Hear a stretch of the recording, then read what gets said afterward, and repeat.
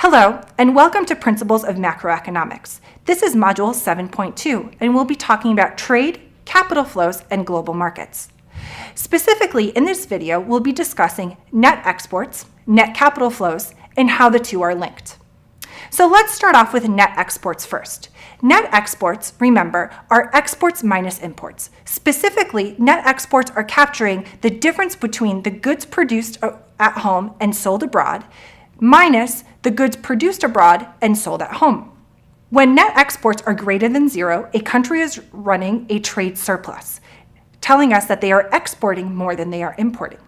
If net exports are less than zero, then the country is running a trade deficit, and it is importing more than it is exporting.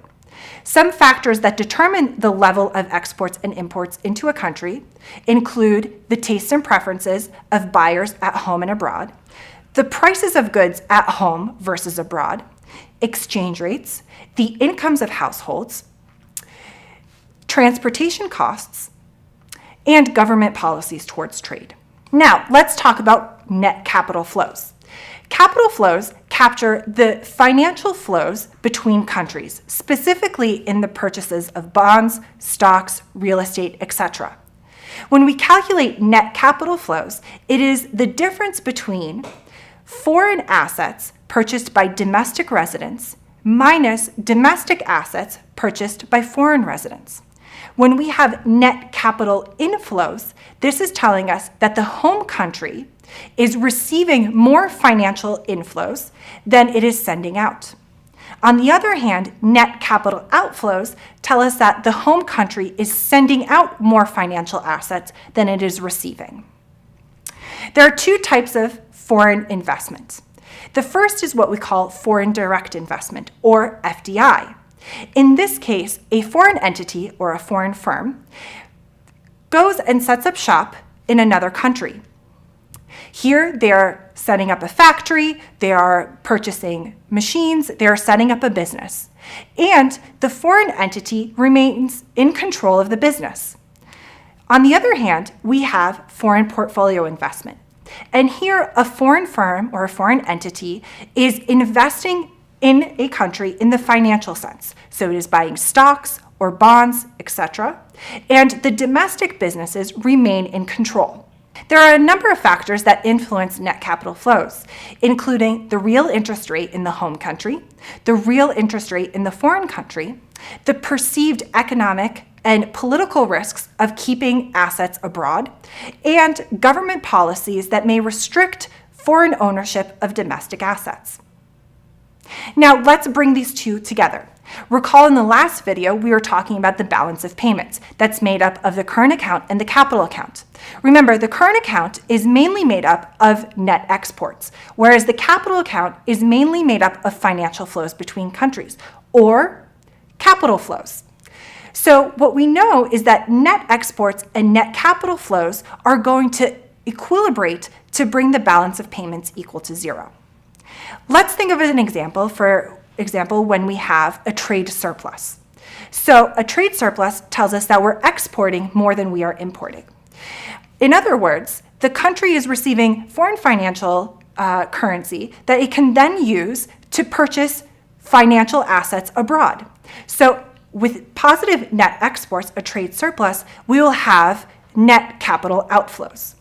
On the other hand, if we have a situation where a country is running a trade deficit and it is importing more than it is exporting, well, then it needs to sell domestic assets to be able to cover the cost of purchasing those foreign goods. And therefore, we will have a net capital inflow. When we think about international transactions, they are all involved in exchange. When a seller country transfers a good or service to the buyer country, then the buyer country has to give up some of their assets in exchange for those goods or services.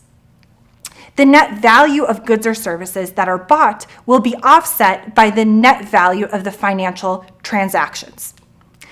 In other words, what we will see is that the real exchange rate is going to equilibrate the net export market and the net capital flows market. Now, there are scenarios where a government is concerned about competition from abroad. And in some cases, it will work to try to put up what we call trade barriers to make it more difficult for foreign products to enter into the country. By doing so, it tries to boost the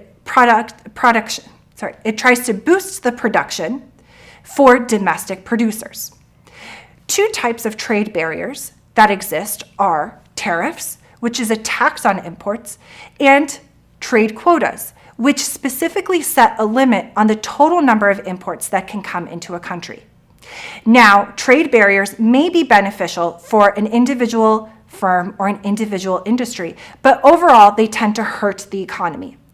The reason is because trade barriers tend to lower the total amount of traded goods, they tend to increase the price of traded goods, and they tend to hinder the benefits associated with comparative advantage and specialization.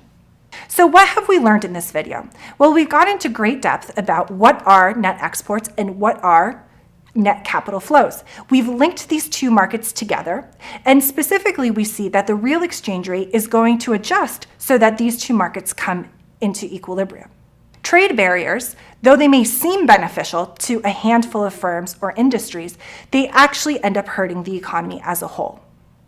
Thanks so much for joining me in Module 7.2.